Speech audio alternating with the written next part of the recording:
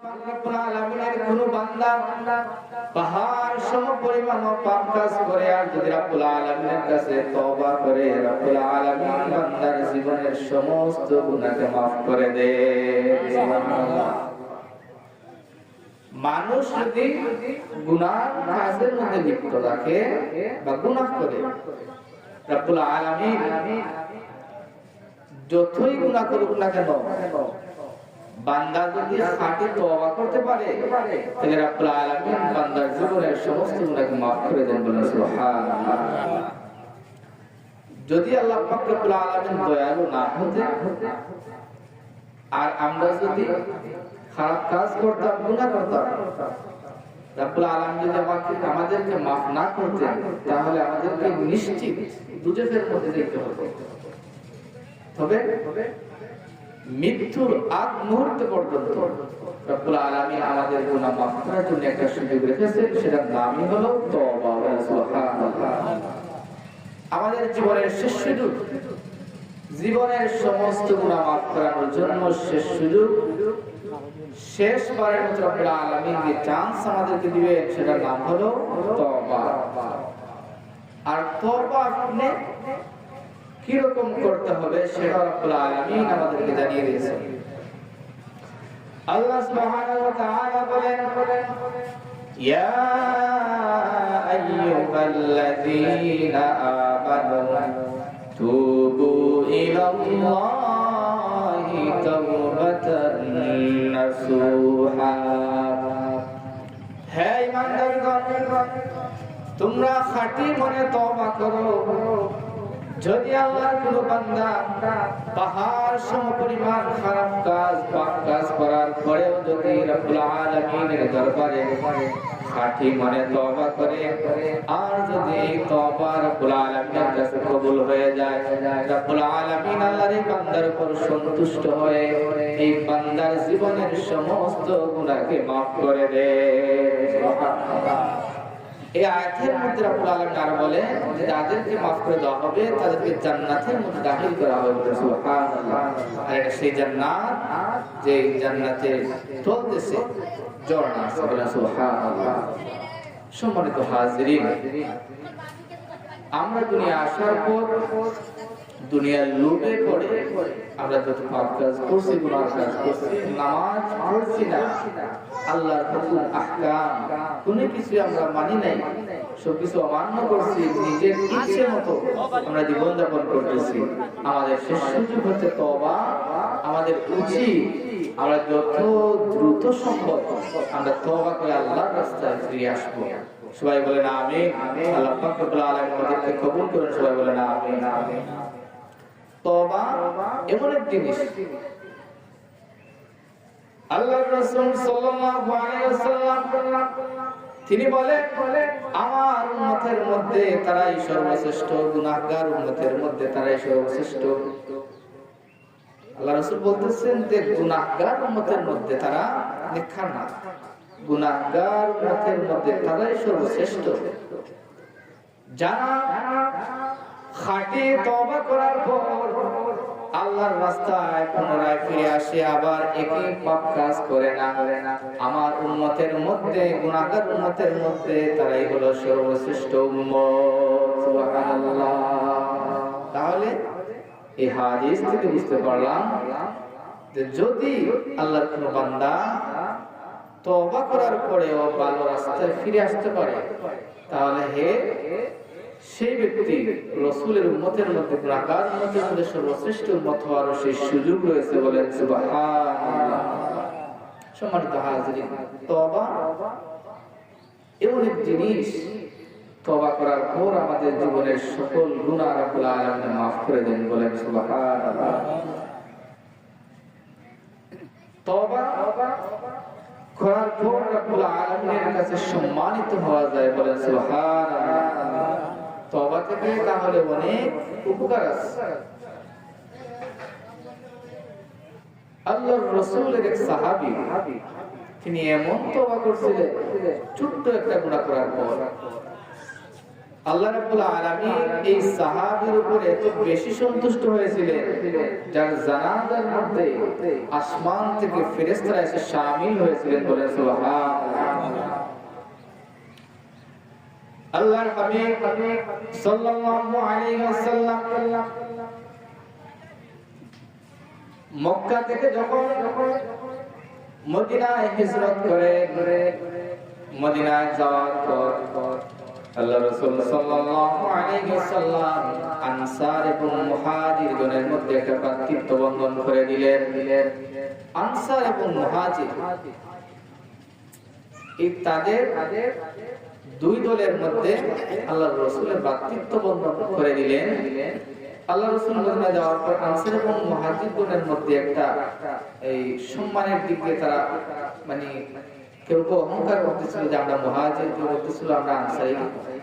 আল্লাহ রাসূল বললেন যে সেই সব দিন শেষ, এখন থেকে তোমরা একজন আরেকজনের ভাই। সুবহানাল্লাহ। আল্লাহর রাসূলের ভ্রাতৃত্ব বন্ধন, ভালোবাসার বন্ধন আনসার এবং মুহাজিরগণের মধ্যে করে দিলেন। আল্লাহর রাসূলের এক সাহাবী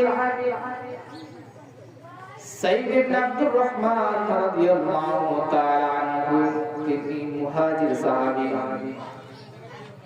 মদিনার প্রভাবশালী ব্যবসায়ী একজন সাহাবী ছিলেন, যার সম্পদ ছিল অপরিসীম, অনেক সম্পদ।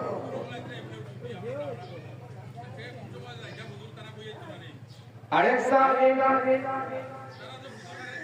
হযরত সাহাবা সাইয়্যিদ রাদিয়াল্লাহু তাআলা আনহু, আল্লাহর রাসূলের প্রসিদ্ধ একজন সাহাবী, অনেক মায়ের একজন সাহাবী, বিশ্বস্ত সাহাবা সাইয়্যিদ রাদিয়াল্লাহু তাআলা আনহু। আর্থিক অবস্থা ছিল অসচ্ছল, সচ্ছল না, গরিব সাহাবী। আল্লাহর রাসূল সাইয়্যিদ ইবনে আব্দুর রহমান রাদিয়াল্লাহু তাআলা আনহুকে বললেন, আব্দুর রহমান, তোমার অবস্থা আলহামদুলিল্লাহ মোটামুটি ভালো। আব্দুর রহমান, আজ থেকে তুমি আমার সাহাবার দায়িত্ব নাও, আজ থেকে তুমি আমার সাহাবার দেখাশোনা করবা। আর সাহাবাও তার বিশ্বস্ত একজন মালিক হবে, আর তোমার বাসার টুকটাক কিছু খাওয়াতে করবে। সাইয়্যিদ ইবনে আব্দুর রহমান রাদিয়াল্লাহু তাআলা আনহু সাহাবা আনসারী রাদিয়াল্লাহু তাআলা আনহুকে আল্লাহর রাসূলের নির্দেশ অনুযায়ী তার বাড়িতে নিয়ে গেলেন।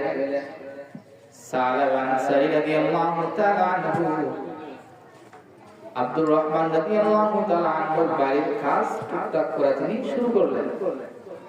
আব্দুর রহমান ব্যবসায়ী, প্রভাবশালী মানুষ, ব্যবসার কাজে বাড়ির বাইরে যান, আর বাড়ির দেখাশোনা যিনি করেন তিনি হলেন সাহাবা আনসারী রাদিয়াল্লাহু তাআলা আনহু।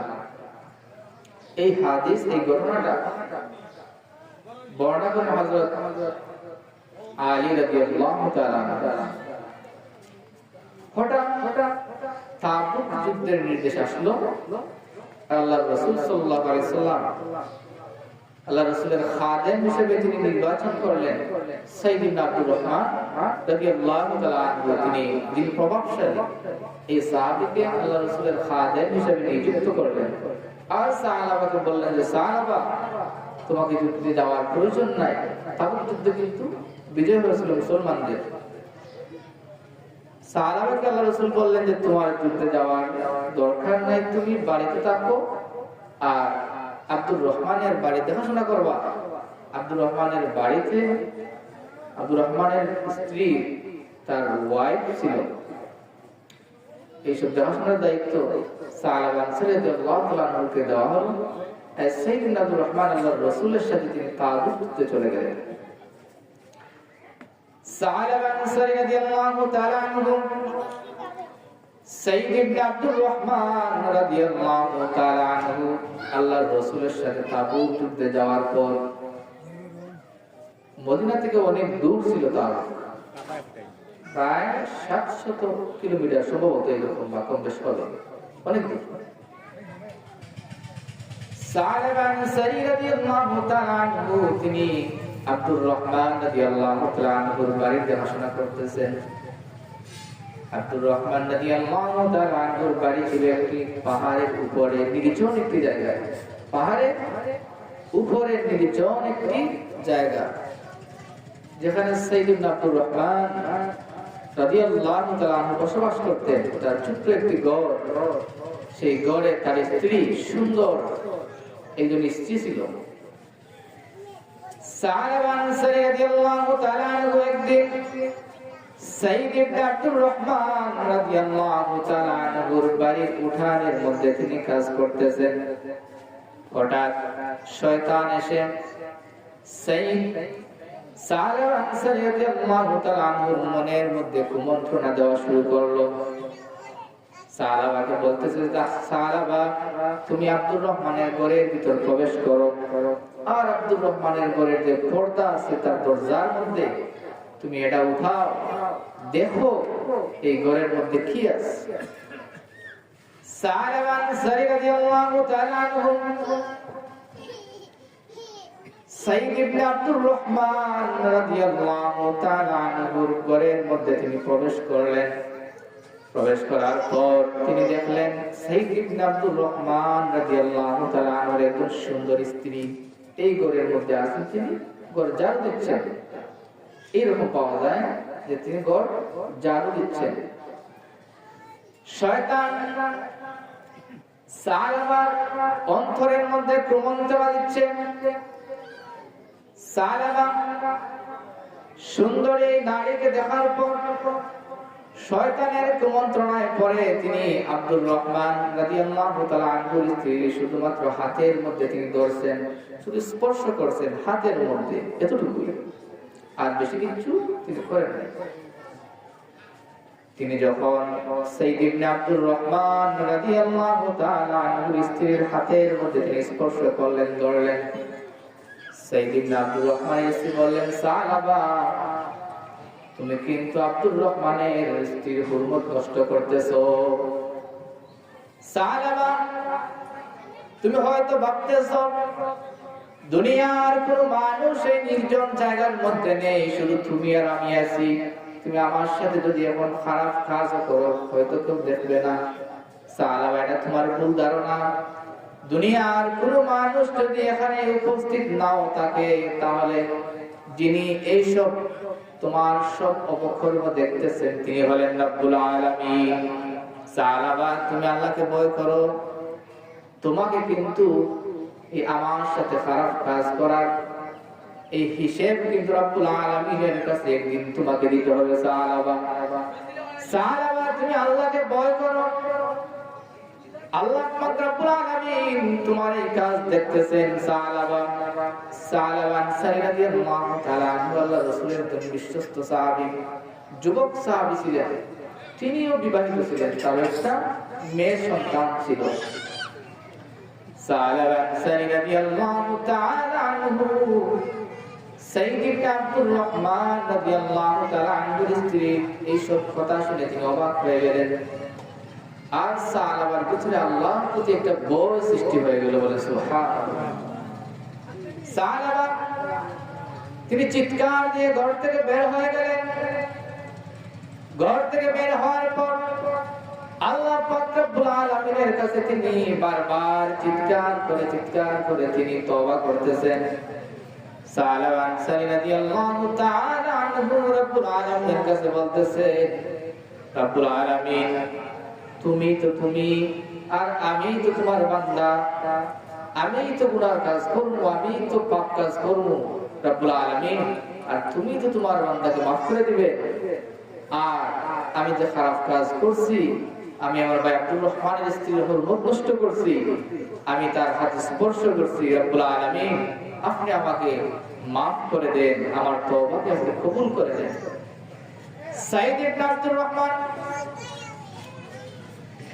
আল্লাহর রাসূল সাল্লাল্লাহু আলাইহি ওয়াসাল্লাম তাবুক যখন বিজয় হলো, মদিনা মুনাওয়ারাতে যখন আবার তারা আসলেন, আসার পর সাইয়্যিদ ইবনে আব্দুর রহমান যখন বাড়িতে আসলেন, আসার পর তিনি সালাবা আনসারী রাদিয়াল্লাহু তাআলা আনহুকে এসে দেখতে পেলেন না।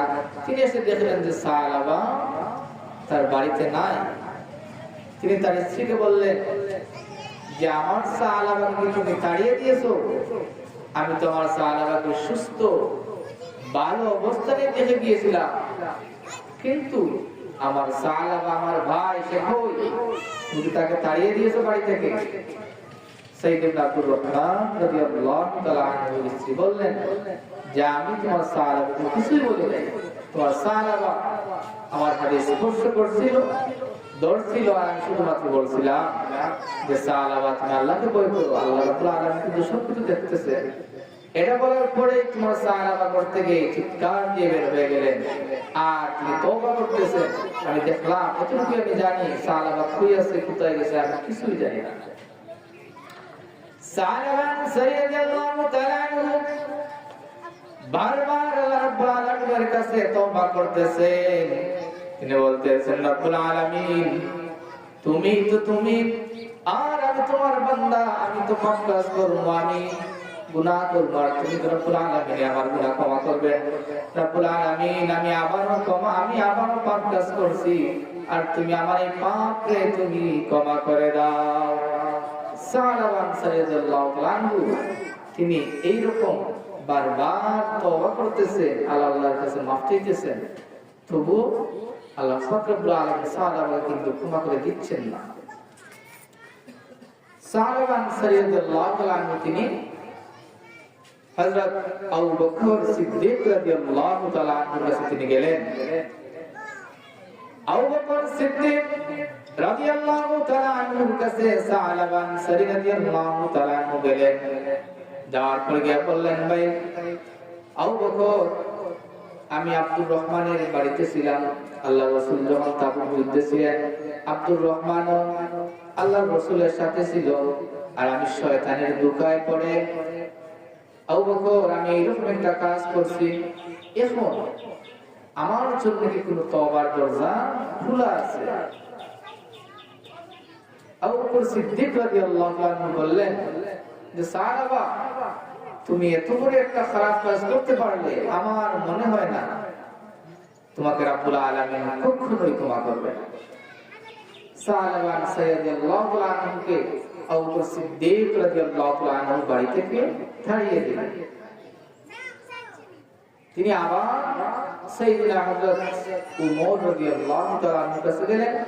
উমর রাদিয়াল্লাহু তাআলা আনহু একই জবাব দিলেন যে সাহাবা তুমি যে কাজ করছো, আল্লাহর রাসূলের বিশ্বস্ত ছিলে, বিশ্বস্ততা তুমি ভঙ্গ করছো, সাহাবা তোমাকে রব্বুল আলামিন কখনো ক্ষমা করবেন না, তুমি আরেকজন সাহাবীর স্ত্রীর হাতে ধরছো।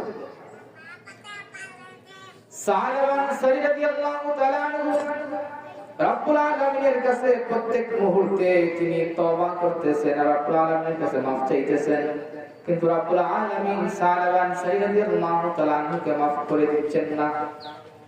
সালাবার তওবা রব্বুল আলামিন কবুল করেন না।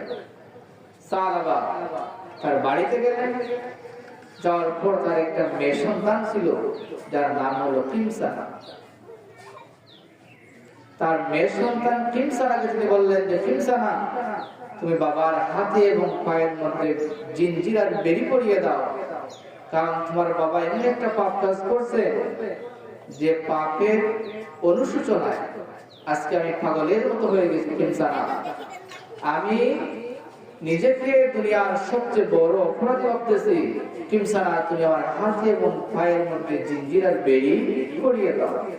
সালামান রাদিয়াল্লাহু আনহু জিনজির আর বেড়ি পরে তিনি মদিনার গলিতে গলিতে তিনি শুধু দৌড়াচ্ছেন আর রব্বুল আলামিনের কাছে তওবা করতেছেন। আল্লাহর রাসূলের কাছে খবর আসলো যে সালামার অবস্থা তো খারাপ, একজন যুবক সাহাবী তিনি হাতে জিনজির আর বেড়ি পরে পায়ের মধ্যে তিনি হাঁটতেছেন আর তওবা করতেছেন, পাগলের মতো হয়ে গেছেন। আল্লাহর রাসূল সালামাকে যখন খবর করলেন আসার জন্য, সালামা আল্লাহর রাসূলের সামনে আসলেন। আসার পর আল্লাহর রাসূল জানতে চাইলেন যে সালামা তোমার কি হয়েছে, তুমি হাত পায়ে জিনজির আর বেড়ি পরে তুমি দৌড়াচ্ছ, আর তোমার তো এই অবস্থা এরকম ছিল না শারীরিক, তোমার কি হয়েছে আসলে? সালামা বললেন ইয়া রাসূলুল্লাহ ইয়া হাবিবাল্লাহ আপনি যখন আমাকে আব্দুর রহমানের বাড়ির দায়িত্বে রেখে গিয়েছিলেন, আপনারা যাওয়ার পর আমি শয়তানের ঢুকায় পড়ে আব্দুর রহমানের স্ত্রীর হাতে মধ্যে শুধুমাত্র স্পর্শ করছি, আর তেমন কিছু করি না। ইয়া রাসূলুল্লাহ, আল্লাহ পাক রব্বুল আলামিনের কাছে কি আমার জন্য তওবার দরজা খোলা আছে? আল্লাহর রাসূল সালাবার এই ঘটনার বর্ণনা শোনার পর আল্লাহ রাসূলের চেহারা মুবারক, চেহারা আমার সালাবার সামনে থেকে তিনি ফিরিয়ে নিলেন। সালাবান রাদিয়াল্লাহু তাআলা বুঝতে পারলেন যে আল্লাহর রাসূল সালাবার এই কাজের উপর সন্তুষ্ট না, আর সালাবার তওবার দরজা কোনো দিক দিয়ে খোলা নেই। সালাবা চিৎকার দিয়েছিলেন আল্লাহর রাসূলের সামনে থেকে, তিনি বের হয়ে গেলেন। সালাবা আল্লাহর কাছে কাঁদতেছেন। এক পাহাড়ের পাশে তিনি বসবাস করেন। যখন সূর্য ডুবে আল্লাহর কাছে তওবা করেন, যখন সূর্য আবার উদিত হয় তখন তিনি আবার তওবা করেন, কিন্তু সালাবার তওবা কবুল হয় না। একদিন বিশ্বনবী মুহাম্মদুর রাসূলুল্লাহ সাল্লাল্লাহু আলাইহি ওয়াসাল্লামের কাছে জিবরাইল আলাইহিস সালাতু ওয়াসসালাম আসলেন। আসার পর আল্লাহর রাসূলকে বললেন, ইয়া রাসূলুল্লাহ, ইয়া হাবিবাল্লাহ, আমি জরুরি একটা পয়গাম নিয়ে আসছি আল্লাহ পাক রব্বুল আলামিনের কাছ থেকে। আল্লাহ রাব্বুল আলামিন বলে দিয়েছেন, বান্দা যখন গুনাহ করবে, যখন পাপ কাজে লিপ্ত থাকবে, এই বান্দাকে ক্ষমা করার দায়িত্ব হলো রাব্বুল আলামিনের। ইয়া রাসূলুল্লাহ, ইয়া হাবিবাল্লাহ, আল্লাহ পাক রব্বুল আলামিন আমাকে এই পয়গাম দিয়ে পাঠিয়েছেন। আল্লাহ রাসূল বললেন, অবশ্যই বান্দাকে ক্ষমা করার দায়িত্ব আল্লাহ পাক রব্বুল আলামিনের হাত। আল্লাহ রাব্বুল আলামিন এই কথা জানিয়ে দিয়েছেন জিবরাইল আলাইহিস সালাতু ওয়াসসালামকে যে তুমি আমার নবী মুহাম্মদুর রাসূলুল্লাহ সাল্লাল্লাহু আলাইহি ওয়াসাল্লামকে গিয়ে বলবে যে সালাবার তওবা করার কারণে তার পাপ, সে পাপ কাজ করার পর এই কাজের উপর অনুতপ্ত হওয়ার কারণে আমি রাব্বুল আলামিন সালাবার উপর সন্তুষ্ট হয়ে গেছি। সুবহানাল্লাহ, শুধু সন্তুষ্ট না, আমি আমার বান্দা রাসূলের সাহাবী সাহাবাকে এই পাপ কাজ থেকে আমি তাকে maaf করে দিয়েছি। সুবহানাল্লাহ। আল্লাহর রাসূল সাল্লাল্লাহু আলাইহি ওয়াসাল্লাম তিনি মসজিদে নববী তিনি ঘোষণা দিলেন যে আমার সাহাবাকে আমার কাছে কে নিয়ে আসতে পারবে। তখন হযরত আবু বকর এবং ওমর রাদিয়াল্লাহু তাআলা আনহু তারা দুইজন দাঁড়াইলেন, আগ্রহ দেখাইলেন যে আমরা আপনার সাহাবাকে যেভাবে পারি মদিনার যে কোনো প্রান্ত থেকে আমরা নিয়ে আসবো। আল্লাহ রাসূল বললেন, না, তোমরা না। আল্লাহ রাসূল দায়িত্ব দিলেন সাইয়েদনা হযরত আলী রাদিয়াল্লাহু তাআলা আনহু আর হযরত সালমান রাদিয়াল্লাহু তাআলা আনহুকে। এই দুই সাহাবীকে আল্লাহ রাসূল দায়িত্ব দিলেন যে তোমরা আমার সাহাবাকে যেভাবেই পারো আমার কাছে নিয়ে আসো। আলী এবং সালমান রাদিয়াল্লাহু তাআলা আনহু এই দুই সাহাবী তারা মদিনার অলিতে গলিতে সালাবান রাদিয়াল্লাহু তাআলা আনহু খুঁজতেছেন, তারা কোথাও খুঁজে পাচ্ছেন না। হঠাৎ শহরের বাহিরে একটা জায়গার মধ্যে তারা অবস্থান করলেন, গিয়ে এক রাহালকে পেলেন। তারা বললেন যে রাসূলের সাহাবী সালাবা, যার নাম, তার হাত পায়ে জিঞ্জিরার বেড়ি পড়ে তিনি তওবার আগুনে জ্বলে পুড়ে সারখার হচ্ছেন আর সবসময় তওবা করেন, উম্মাতের মতো হয়ে গেছে। এরকম কোন সাহাবীকে কি আপনি দেখছেন? এই রাহাল ব্যক্তি বলল যে আমি সালাবা নামে কোনো ব্যক্তিকে চিনি না, তবে এক ব্যক্তি আমি দেখছি যে যখন সূর্য উদিত হয় সূর্য অস্তে যায় তখন এক ব্যক্তি দেখছি আমি যে চিৎকার করে করে রব্বুল আলামিনের কাছে কি যেন দোয়া করে, তওবা করে রব্বুল আলামিনের কাছে শুধু বারবার বলে যে আমাকে মাফ করে দাও, আমি পাপ কাজ করছি। তোমরা সূর্য অস্তে যাওয়ার আগ পর্যন্ত তোমরা এই জায়গার মধ্যে অপেক্ষা করো, হয়তোবা এই সাহাবীকে পেতে পারে। তারা যখন সূর্য ডুবার সময় আসলো দেখলেন এই সালাবান রাদিয়াল্লাহু তাআলা আনহু এই পাহাড়ের মধ্যে আসলেন, উঁচু একটা জায়গা অবস্থান করে রব্বুল আলামিনের কাছে তিনি দোয়া করতেছেন, তওবা করতেছেন যে রব্বুল আলামিন আমার এই কাজের জন্য অনুতপ্ত, আমি মাফ চাইতেছি, আমি আপনার বান্দা, আমিই তো পাপ করব, আর আমাকে আপনিই তো ক্ষমা করবেন, শেষবারের মতো আমাকে আপনি মাফ করে দাও। হযরত আলী রাদিয়াল্লাহু তাআলা আনহু ও সালমান ফারসি রাদিয়াল্লাহু তাআলা আনহু তারা সাহাবাদের কাছে গেলেন, গিয়ে বললেন যে আল্লাহর রাসূল সাল্লাল্লাহু আলাইহি ওয়াসাল্লাম সুসংবাদ পাঠিয়েছেন, সাহাবা তোমাকে রব্বুল আলামিন ক্ষমা করে দিয়েছেন। বলেন সুবহানাল্লাহ। সাহাবা এত বেশি খুশি হয়েছেন, সাহাবার অবস্থা এতটা খারাপ ছিল শারীরিক, তাকে দুই হাতে ধরে তাই এরকম মসজিদে নববীতে নিয়ে হাজির করেছেন। আল্লাহর রাসূল সাল্লাল্লাহু আলাইহি ওয়াসাল্লাম মসজিদে নববীর মধ্যে মাগরিবের নামাজ পড়ানো শুরু করেছেন। প্রথম রাকাতে তিনি সূরা তাকাসুরের প্রথম আয়াত যখন পড়লেন, আল্লাহুমুত তাকাসুরু হাত্তা যুরতুমুল মাকাবির।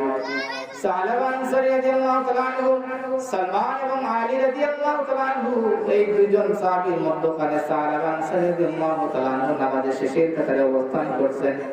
যখন আল্লাহর রাসূল নামাজে সূরা তাকাসুরের প্রথম আয়াত পড়লেন, সালমান রাদিয়াল্লাহু তাআলা আনহু উচ্চ আওয়াজে একটা চিৎকার করলেন।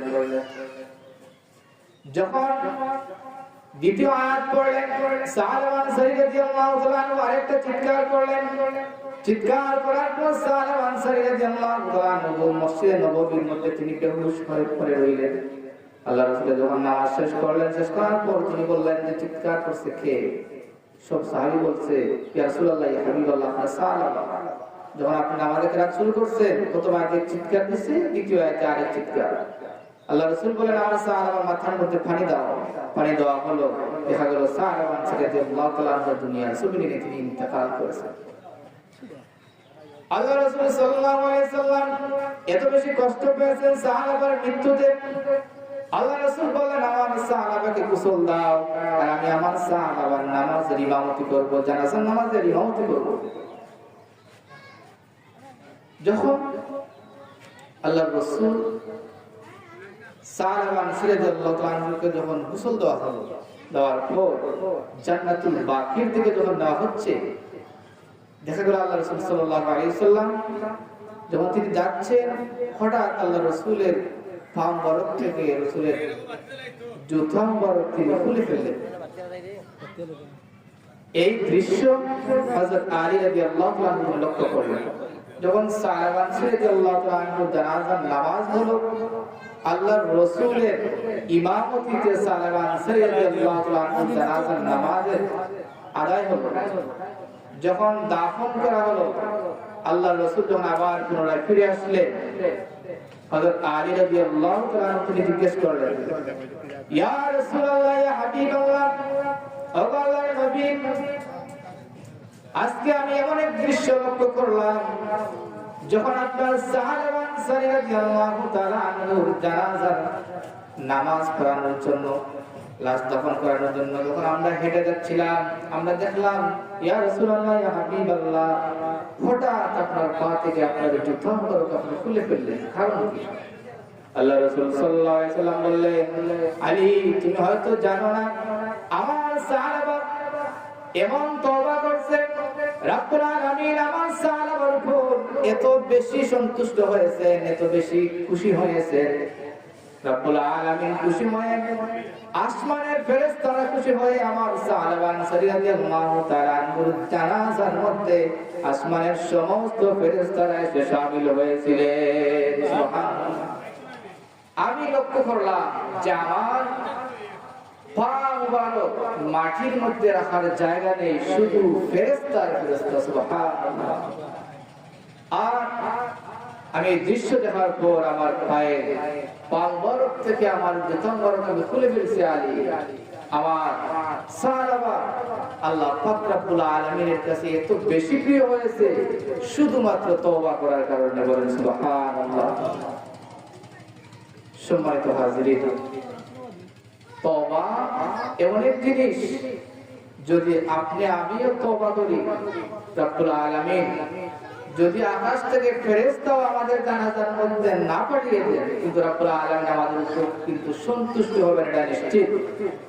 আমরা এক্ষুনি আমাদের উত্তম সময়, ভালো সুযোগ, আমরা তওবা করব। রব্বুল আলামিন যেন আমাদের প্রত্যেকের তওবাকে কবুল করেন। সবাই বলেন আমিন। ওয়া আখিরু দাওয়ানা আলহামদুলিল্লাহি রাব্বিল আলামিন।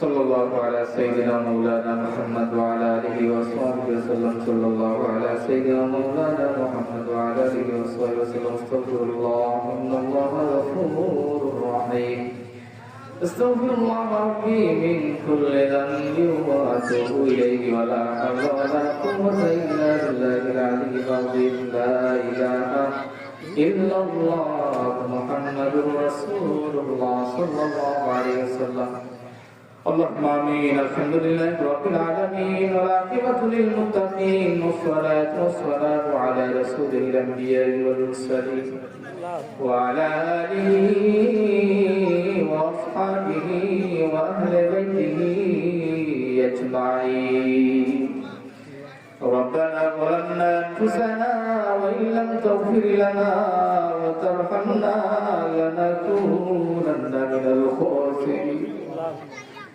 ربنا هب لنا من ازواجنا وذرياتنا قرة اعين واجعلنا للمتقين اماما ربنا اغفر لنا ذنوبنا وكفر عنا سيئاتنا وتوفنا مع الابرار اللهم حبب الينا الايمان وزينه في قلوبنا وكره الينا الكفر والفسوق والعصيان واجعلنا من الراشدين اللهم اني اعوذ بك من عذاب القبور اللهم اني اعوذ بك من شر الفتنه المسيح الدجال رب ارحمهما كما ربياني صغيرا يا ارحم الراحمين يا اكرم الاكرمين يا الله رب العالمين حضراتكم شاف الصوفي رحمة الله تعالى عليه এই সালাত তুমি কবুল ফরমাও আল্লাহ মুবারক মাহফিলে কিয়ামতের দিন তুমি আমাদের জন্য নাজাতের ওসিলা হিসেবে তুমি দান করিয়ে দিও ইয়া আল্লাহ আল্লাহ রব্বুল আলামিন আল্লাহ আমরা আজকে নিয়ত করতেছি মাবুদ আল্লাহ আল্লাহ আমাদের জীবনে একবার হলেও আমাদেরকে খাঁটি তওবা করার মতো তুমি সেই তৌফিক দান করিও ইয়া আল্লাহ রব্বুল আলামিন আমাদের জীবনের সমস্ত গুনাহকে সামনে নিয়ে তুমি মুরিবের শাহানশাহী দরবারে একবার বিকার হাত উঠাইছি হে আল্লাহ রব্বুল আলামিন আমাদের এই হাতকে তুমি খালি হাতে ফিরিয়ে দিও না আল্লাহ রব্বুল আলামিন আল্লাহ আমাদের মধ্যে যত অসুস্থ মানুষ আছেন তামামকে তুমি সুস্থতা এনায়েত ফরমাও আল্লাহ আমাদের অসহায় কবরবাসী মুর্দেগানদের কবরের আযাবকে তুমি মাফ করে দাও আল্লাহ তাদের কবরের জিন্দেগিকে তুমি শান্তির জিন্দেগি বানিয়ে দাও আল্লাহ আমাদেরকে মৃত্যুর আগে কবরের সামান উদ্ধার করার মতো তুমি তৌফিক দান করে দিও আল্লাহ রব্বুল আলামিন আল্লাহ জীবনে একবার হলেও তোমার প্রত্যেক বান্দাকে মসজিদে নববী আর বাইতুল্লাহ শরীফ দেখার মতো তুমি তৌফিক দান করিও ইয়া আল্লাহ আল্লাহ আমাদের মরণের সময় তোমার হাবিবের চেহারা আনওয়ার দেখিয়ে দেখিয়ে তুমি খাতেমাতুল খৈর নসিব করিও ইয়া আল্লাহ রব্বুল আলামিন আল্লাহ আমাদের জামাতকে তুমি কবুল ফরমাও আল্লাহ আমাদের প্রত্যেকের জীবনের সমস্ত গুনাহকে তুমি maaf করে দাও আল্লাহ আমাদের অভাব অনটনকে তুমি দূর করো আল্লাহ আমাদের মধ্যে যারা মুসিবতে আছেন তাদেরকে তুমি মুসিবত থেকে উদ্ধার করে দাও ইয়া আল্লাহ আল্লাহ তোমার যত মায়ের বান্দাদের সহযোগিতায় মাহফিলের আয়োজন করা হয়েছে মাহবুব আল্লাহ তোমার প্রত্যেক বান্দাকে তুমি কিয়ামতের দিনে মাহফিল আয়োজন করার কারণে তাদেরকে তুমি পুরস্কৃত করিও ইয়া আল্লাহ আল্লাহ বিশেষ করে মাহফিল তুমি কিয়ামত পর্যন্ত এই জায়গার মধ্যে তুমি দাইমার কায়েম করে দিও আল্লাহ এই মাহফিল যেন কিয়ামতের দিন আমাদের জন্য নাজাতের ওসিলা হিসাবে দাঁড় হয় وأفوض أمري إلى الله إن الله بصير بالعباد بفضل سبحان ربك رب العزة عما يصفون وسلام على المرسلين والحمد لله رب العالمين آمين